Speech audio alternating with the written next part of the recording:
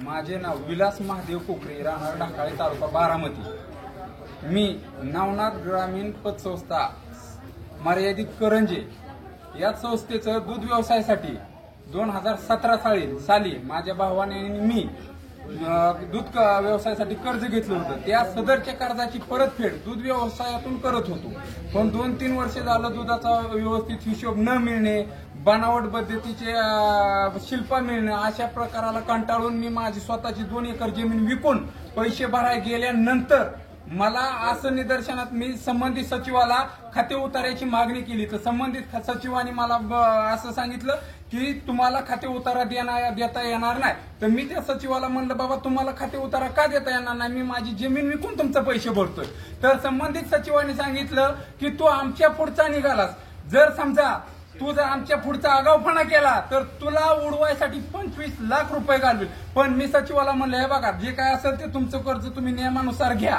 परंतु त्यांनी काय माझी दखल घेतली नाही. मला 4/7/2020 रोजी एक लेखी पत्र दिलं. त्या पत्रामध्ये माझ्या भावाच्या नावाने 12,94,000 अशी बाकी आणि माझ्या नावाने 5,53,000 अशी बाकी. पण मी सचिवाला ती विनंती केली की सचिव साहेब मला सही शिक्क्याचा खाते उतारा द्या, जेणेकरून माझ्या दूध कलेक्शन मधून जी माझे पतसंस्थेत पैसे कपात झाले त्याचा मला हिशोब लागला पाहिजे.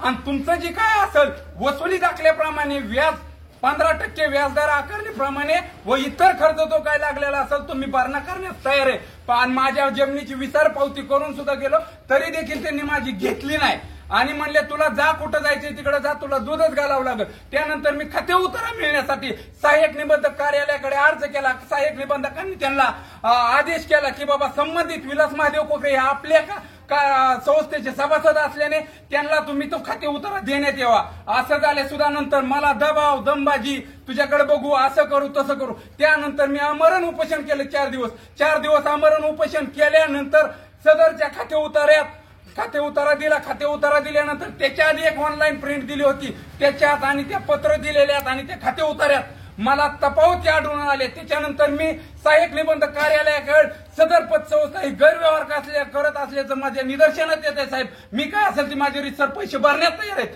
परंतु मला मिलिंद टांगसाळे यार यांनी कुठंतरी हा विषय मिटवा. साहेब मी नियमाने पैसे भरतो पण आवाची सव्वा व्याजदराच्या आकाराने मी साहेब भरणार नाही काय. तरी सुद्धा मला त्यांनी ते कुठलाही न्याय दिला नाही. त्यानंतर मी साहेबांना आत्मदानाचा इशारा दिला.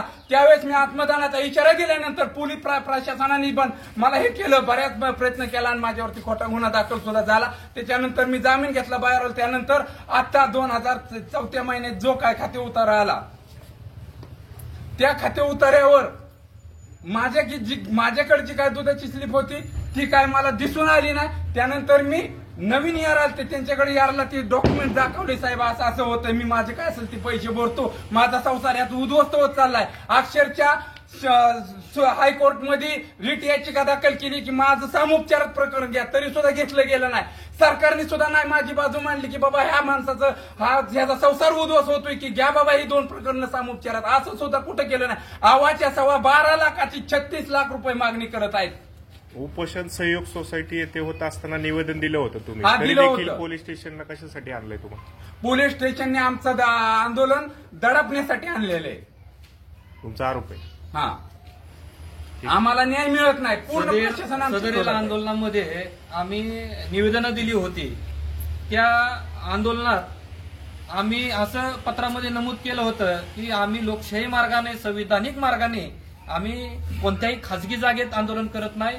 सार्वजनिक जागेत जिथं शासनाचा फंड पडलाय अशा सार्वजनिक जागेत आम्ही सहयोगच्या समोरच्या बाजूला आंदोलन करून कायदेशीर मार्गाने आम्ही असा पत्रव्यवहार केलेला होता. सदरील पत्रव्यवहार केलेला असता आम्हाला काही अधिकार चावल लागली होती.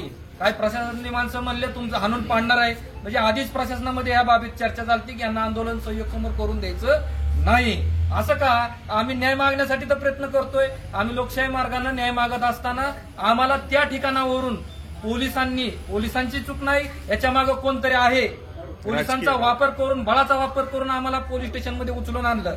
तर आम्ही ज्यावेळेस निवेदन दिलं त्या निवेदनामध्ये आम्ही असं नमूद केलेलं आहे, जर आम्हाला बळाचा वापर करून या ठिकाणी जर आणण्यात आलं तर आम्ही त्याच पोलीस स्टेशनमध्ये त्या क्षणापासून आमचं आमरण उपोषण चालू होईल आणि आमचं त्या क्षणापासून पोलीस स्टेशनमध्ये पोलीस प्रशासनाने आम्हाला सहकार्य केलं नाही, बळाचा वापर करून इथं आणलं तर आज आमचं आमरण उपोषण चालू आहे.